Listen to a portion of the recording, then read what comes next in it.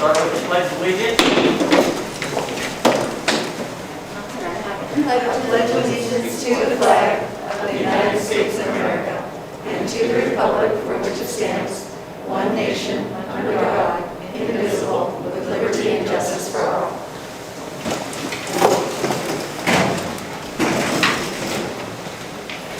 We need to adopt tonight's agenda. I move that we adopt tonight's agenda. Second. All in favor? Aye. Aye. And approve the minutes for March 8th. I move that we approve the minutes for March 8th. Second. All in favor? Aye. Public comment already. Stubbs. Where would you like me to be? Here. Anywhere you want. Right here. Yeah, you can come here. It might be easier for people to see you in the center. Oh, great. Yeah. Thank you so much.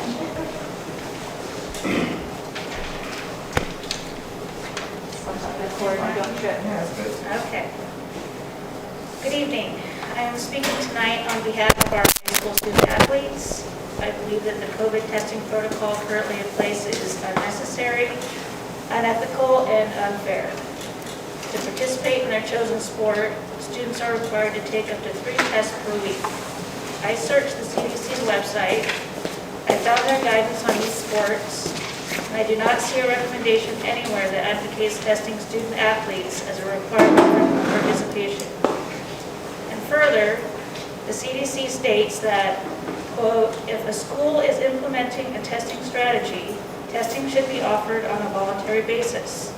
It is unethical and illegal to test someone who does not want to be tested, including students whose parents or guardians do not want them to be tested.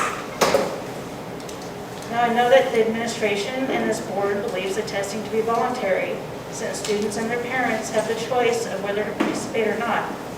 But in truth, the testing is voluntary or else, with the or else being they don't get to play if they don't test. That is not the same as being voluntary. 4 weeks ago, you had students in front of you that stated they would test 7 days per week if it meant they could play. But that doesn't mean that it is an acceptable option. All that should have told you is how badly they want their lives back. And this excessive testing is taking advantage of that desire. So I'd like to know why. Not only why are we testing so frequently, why are we testing at all?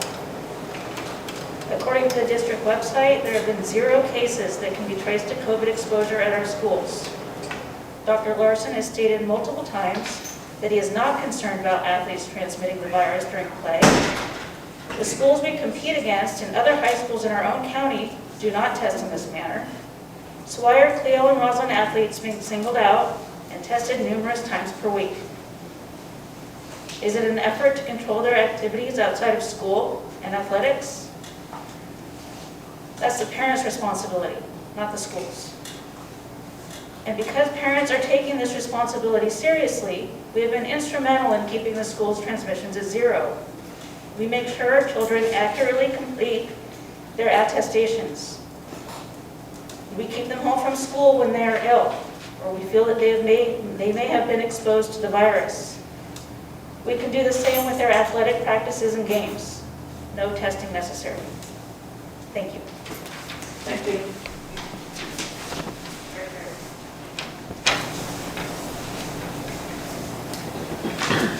No further public comment. We will move to action items.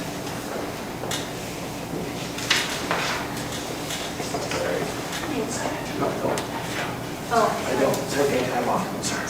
It's okay. all right. So we have an attached document for our official certificate of substantial completion for the bus farm. So we are really excited to present that tonight.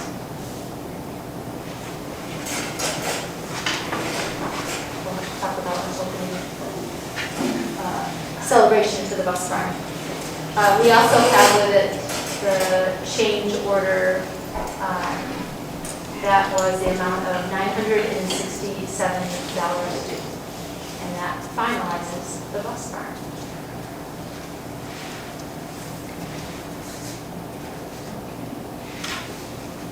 Michelle, is that able to be occupied before they finish the check-off items that are called out? I think where they are today, I haven't touched base with Mark and Gary, but I know they were working through some things today. So that's a great question from today, was looking, they have some testing of some equipment to do, training over spring break on the lift, on the lift. Yeah, there's some training over spring break. I think it's that Wednesday. Super thorough. Yeah. Check-off list. I mean, Yes. every little thing, so they're doing it. Yeah, yeah, I know. They're all excited to get in. Really.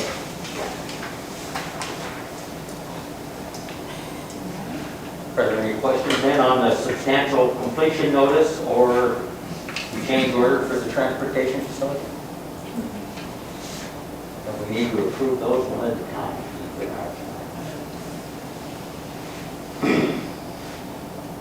I move that we approve the notice of substantial completion as presented. I second it. All in favor? Aye. Aye.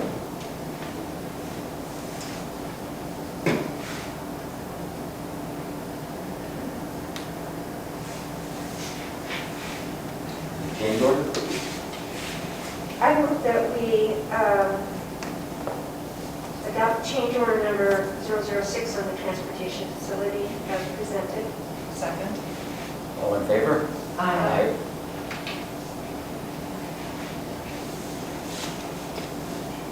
So we're at the consent agenda. We are, we're excited to introduce Jordan Vaughn as the new high school boys baseball assistant coach. And we're sad but happy for Stephanie Joe Hansen, who is accepted a position in Auburn, so she'll be moving to Auburn. Okay, and then we'll go into fiscal. Our enrollment for March was 824.27, which is up about 3.5 students from the prior month. And then we have our, let's see. And we have the RFQ. I wanted to circle back around with the RFQ. We had nobody submit an RFQ for the real estate broker for our bus barn sale. So I've revised it. I took some of the stuff out of it, the substantial kind of meat out of it, out of the RFQ. And so I'm planning to put that back in the paper this week, this Thursday, and then next Thursday, and have another closing date of the 12th. So that's kind of where we're at with that. And then we move on to budget status reports. In the general fund, we have $3,511,518.81. In the ASB fund, we have $159,290.10. In capital projects, we have $1,775,911.76. In debt service, we have $18,482.68. And in the transportation vehicle fund, we have $138,749.50.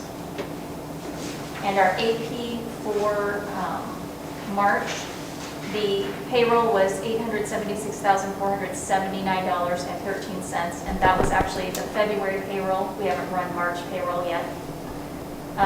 General fund was $170,858.94. ASB is $1,319.28. And our private purpose trust fund was $231.75. So a total for our accounts payable for March is $1,048,889.10. I think that is all of the financial. Does anyone have any questions on the budget or any expenditures? I was glad to see the enrollment increase. Yeah, yeah, That's great. yeah. Every little bit helps. Well, that's substantial since September, so. Yeah, it is, it is. I believe in September we were like 803 or 806, something like that. So it has been climbing, so that's really good. It'll be interesting to see some of our families that are in their vacation homes now that the West Side schools are starting to open. And you see them move back. We've had a lot of families move over to the vacation home to enroll. If there's no questions, then I move we approve the consent agenda as presented. I second it. All in favor? Aye. Aye.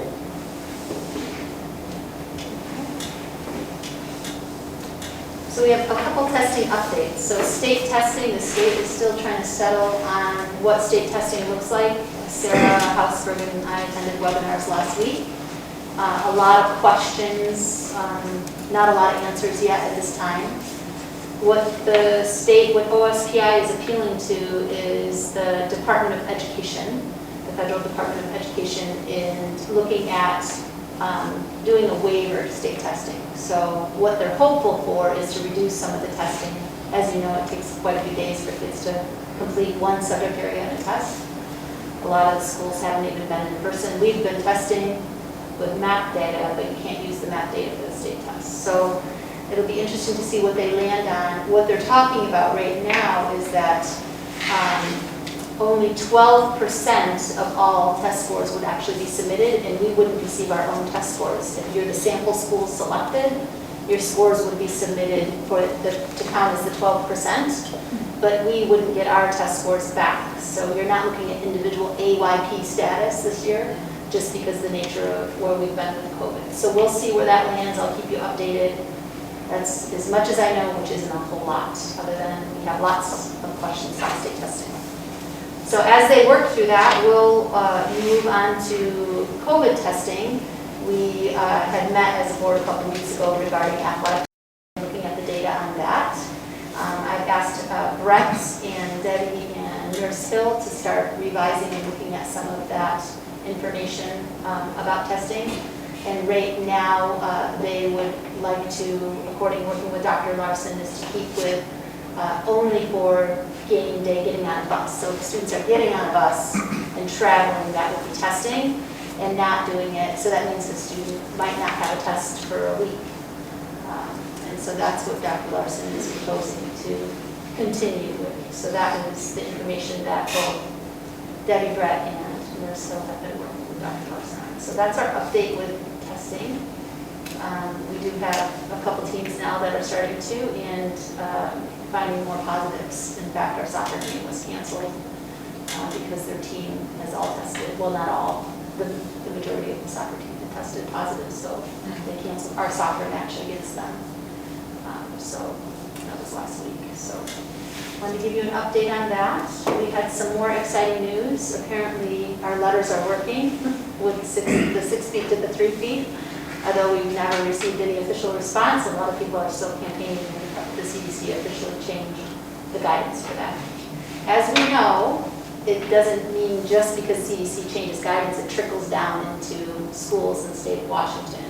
We have a lot of different things we have to work through. We have to work through labor and industry laws, we have to work through our own Department of Health laws, we have to work through OSPI, and then also our local school board and control. So the tricky part to that is when all of that comes into play, you're looking at our state adopting the 3 feet student to student, staff maintain a 6 feet, still keep all the protocols in place.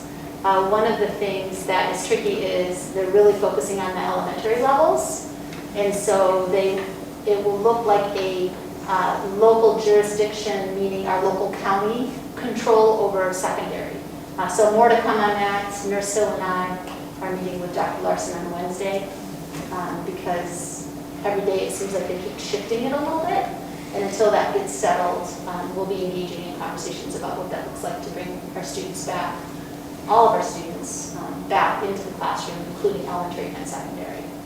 So that's what we're working through right now. Becky and I will be meeting with labor management tomorrow and just kind of working through what are those protocols. And still, we have a couple questions we need to take to Dr. Larson on Wednesday with the logistics for that. But it's really exciting that we officially now can start looking at adding another layer. We've restarted school many times this year. So I think we're all ready for it. I do want to focus a little bit on, Claire and I talked briefly. Claire's our legislative board rep, and she has reached out to Tom Dent. We have a Senate bill coming through, and it looks like it's going to pass overwhelmingly. It's 1356, so you have it in your document. But I also have copies that Claire provided me from Tom Dent. So one of the things, I remember DJ, when you interviewed me, you were a sophomore. It seems like it was years ago now. And one of the questions I asked DJ and Jaden Jameson, do you remember my first question when you gave me on a tour? I asked you about the warrior. I don't remember my first question. What does it mean to be a warrior? And so we had a couple conversations with ASB when I was interviewing for that position. With the House bill now, it's talking about the culture and respect for Native cultures. And so any schools, and it came at a national level first, and really the movement about thinking carefully about all symbols related to school identity and Native identity as well. So the Senate bill will be making its way through. I want to continue to engage in conversations about what that looks like. That's going to take a lot of people at a table working together to understand. And does that mean we have to get rid of everything? I don't think that's what the intent of this bill is. The intent of the bill is to pay respect to Native American culture and working with the Yakama Nation. So do you want to talk a little bit, Claire, about some of the things? Sure. When I talked to our representative, Tom Dent, and he kind of gave me some background on the bill. It was passed overwhelmingly. The vote was 92 yeas and 5 nays, and 1 excused. So definite bipartisan support for that bill. Right now it's in the House and Ways and Means Committee. This afternoon it was going to be considered, and so that was happening at 4 o'clock, and I left around 5. So I don't know, but it looks very much like it will pass. And Tom agrees it's to show respect for Native Americans. We are here, and it's about not usurping their culture for our school use. So I think there has been some changes since the original bill was proposed in the House, and those changes definitely give us some ways to try to compromise in some fashion and maintain the honoring the warrior symbol, as I know we do. I know when DJ talks about the warrior tribe, it's a very positive symbol. So I think we can move forward and with some input from the community and take care of that. Yeah, so we'd like to look at putting together an advisory committee. I'd like to wait for the bill to pass, because as Claire said, every time it goes through a different level of legislation, it changes a little bit. I think all bills, isn't there a Schoolhouse Rocks, how a bill becomes a law? And so a little bit of that, like it'll keep changing a little bit. So what we would like to do is just start gathering some more information around it. I reached out to the Yakama Nation. I know Brett Simpson had maybe a year ago, Brett? I'm looking at you right now. I know I spoke to Gary Wargo. He and I had many conversations about this. So we'll continue to work with a group of people and come together and really say, what does that House bill look like for our school and our culture and our community respectfully.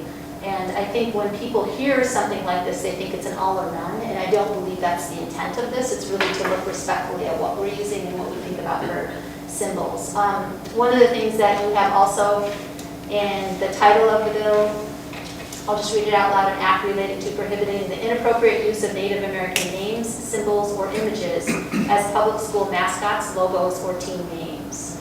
And one of the things is just looking at all of those symbols and icons that we have. How do we still honor and value tradition, but also bringing people to the table to think about how do we move forward. And then the graduation announcements. I've had my first summer here, I had a couple parents reach out to me about the concerns over the announcements. So Brett and I have talked, we've met with Justin. So it'd be things like even just looking at what's our academic logo when we think about moving forward, what stays, what do we need to refresh, or be thinking about re-imaging. And that's what this bill will be, us coming together as a group of people, putting students at the center of that conversation, as well as some alumni and community members, and just working through that process. So I just wanted to bring that to your attention, as that's something that's gaining some momentum in the Senate floor. Anything else, Claire? And it's not only our state. No. Numerous states Yes. are working through the same issue. Yes. And not only schools, but professional teams are relooking at the culture. Yeah. Does the board have any questions? DJ? I was brought aware of this today, and I'm going to be presenting this to the ASB on Wednesday. And we'd like to give an official kind of statement of where we stand, because I think it is that kind of the all or none thing. Yeah. Do we keep colors? What do we do? Yeah. And I know the student body doesn't want to just sit on the back seat of this. Yes. Especially the seniors, because the seniors realizing that this is probably the last year we graduate as this warrior tribe. What's the legacy going forward so this isn't a negative thing? Because Yeah. it's something that has to happen. Yes. It's not like we can't not do it. Correct. So the ASB, I think, is going to be probably a little annoying about what their ideas are, because everyone has different ways they can solve this. Yeah. But we definitely want to be a part of the discussion as we move forward with something that's inevitable. Paige, have you seen the link that goes to the site on the The House video. bill? There's a bunch of background information and information that I found helpful to look at.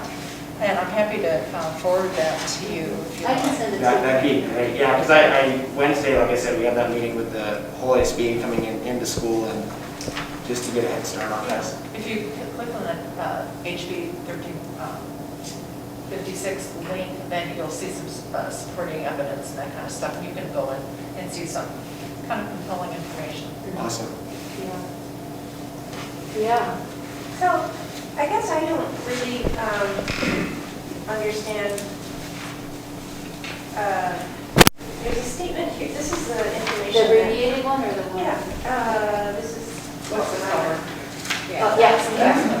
It says, a public school, the prohibition does not apply to public schools located within or with enrollment boundaries that include a portion of Indian country as the terms defined in federal law, or public schools in a county that contains all or part of a tribal reservation. And then further below, it says, a public school that does not meet the geographic requirements for a potential exemption to the prohibition is exempt from the prohibition if the school is located in a county adjacent to a county that contains all or part of a tribal reservation or trust lands, and the tribe that is consulted with and authorizes the use of the name, symbol, or image is the nearest federally recognized Indian tribe.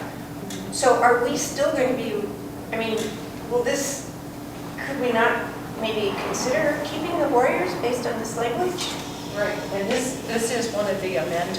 Correct. This is the House bill as currently amended. Okay, It hasn't passed yet, so Oh. who knows what can happen in the Senate. Yeah. okay, I get it. But yes, that Yes. is a way Way to to work salvage with it. the young people. Which we have always done. Yes.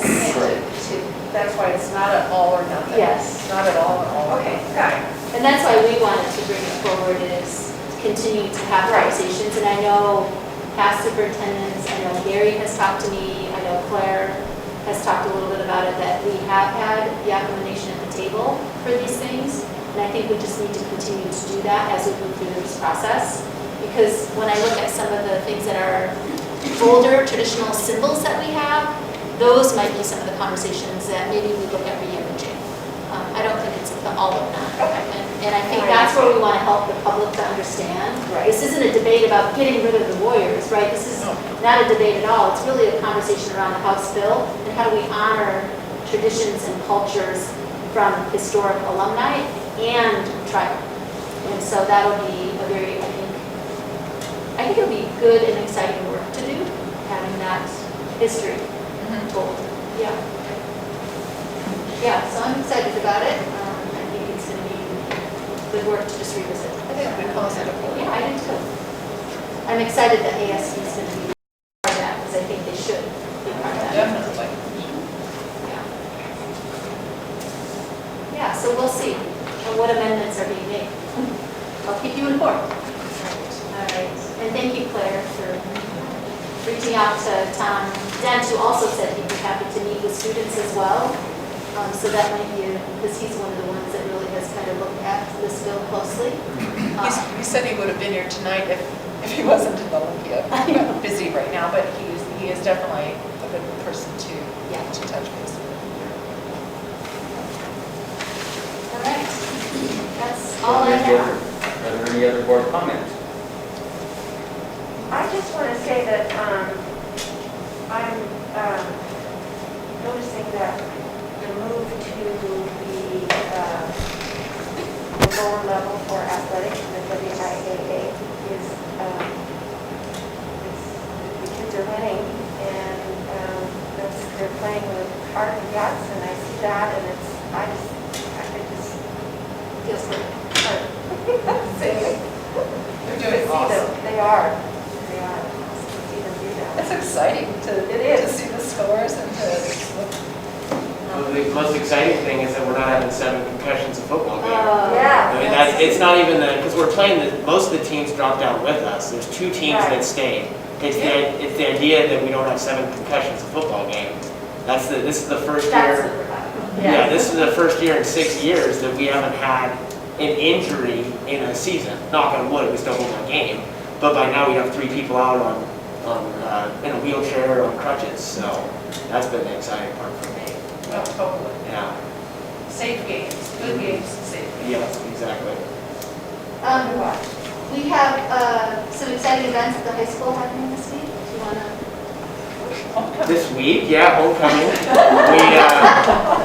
Sorry, it's been a busy day. Yeah, homecoming's going on. We kind of moved around, figured out how to do it. Some of the things we just couldn't do, but we were able to decorate. So freshmen ended up today. So we actually had direct decorations up in the commons.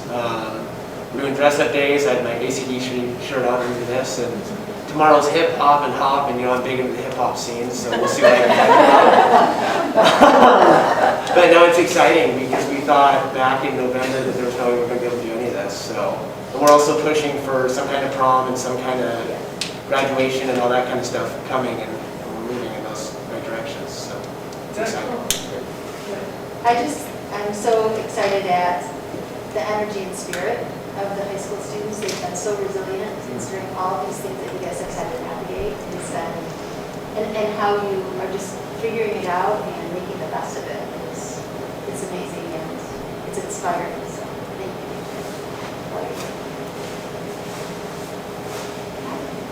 you. DJ, your state competition is in May. Yes. What day? 7th and 8th. And where do you have to go? We don't know if it's going to be virtual or in person, so we'll see. Yeah, I don't know anything else other than that. Well done. Any other comments? I make the motion, we adjourn. I second it. All in favor?